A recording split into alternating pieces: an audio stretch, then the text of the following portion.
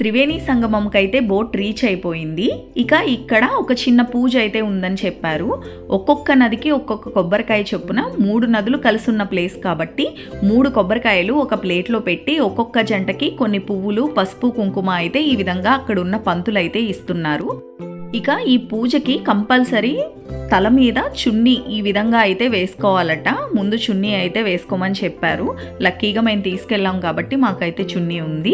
ఇక మన గోత్రనామాల్ని మనల్నే చదువుకోమని చెప్పారు. అలాగే మన పేరెంట్స్, ఆడవాళ్ళ తరపు పేరెంట్స్, మగవాళ్ళ తరపు పేరెంట్స్ నేమ్స్ని కూడా మనసులో చదువుకొని ఇలా ఇక్కడ 3 నదులు కలిసే ప్లేస్ అనమాట. ఇక్కడ మనల్ని స్నానం చేయడానికి అయితే వదులుతున్నారు. ఇక్కడ మనకిచ్చిన 3 కొబ్బరికాయలు 3 నదులకి అయితే ఇలా వేయిస్తున్నారు. అలాగే పసుపు, కుంకుమ, పూలు, అలాగే పాలు కూడా వేయించారు నదిలో. ఇలా 3 టైమ్స్ అయితే పాలు పోయించారు. ఇలా పాలు పోయించిన తర్వాత ఇక్కడ ఇలా తేలుతుంది చూసారా, ఈ చెక్కలాగా ఉంది. దాన్ని బేస్ చేసుకుని జాగ్రత్తగా ఫస్ట్ అయితే దిగాలి. ఇక్కడ మా హస్బెండ్ దిగుతున్నారు చూడండి.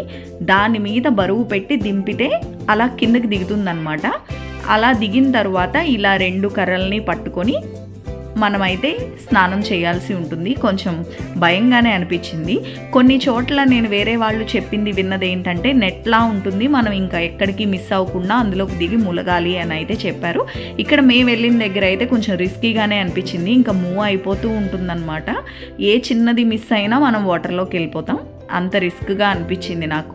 ఇందాక ఆ చెక్కని బేస్ చేసుకొని మనం కిందకి నెట్టాం చూసారా, అది ఏ మాత్రం కదిలినా లేదంటే మనం ములిగేటప్పుడు ఏ మాత్రం సైడ్కి పడినా వాటర్లో అయితే మునిగిపోవాల్సిందే. నాకైతే అదే అనిపించింది.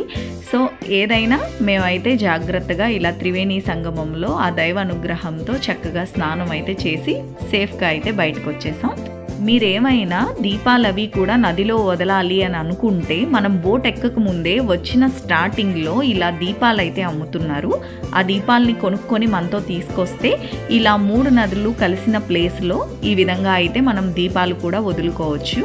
మేము కూడా ఇలా దీపాలను అయితే వదిలాము. కాకపోతే అక్కడ బోట్లు అవి దగ్గరగా ఉండడం వల్ల వెలిగించిన దీపాలు బోట్స్ తగిలైతే మునిగిపోతున్నాయి. మనం వచ్చేటప్పుడు మిక్స్చర్ ప్యాకెట్స్ తీసుకున్నాం కదా బర్డ్స్కి వేయడానికి, రిటర్న్లో వచ్చేటప్పుడు వేసాం కానీ అవి ఏమీ రాలేదు, తినలేదు. ఫైనల్గా మేమైతే త్రివేణి సంగమంలో స్నానం చేసి అయితే రిటర్న్ వస్తున్నాం. ఏదైనా చాలా రిస్కీగానే అనిపించింది. ఇక్కడ ఉన్న బోట్స్ కానివ్వండి, ఆ వాటర్లో వెళ్ళే విధానం, ఇదంతా కూడా. ఫైనల్గా అయితే మా స్నానం కంప్లీట్ అయ్యింది. ఈ వీడియో మీకు నచ్చింది అంటే లైక్ చేయడం మర్చిపోకండి.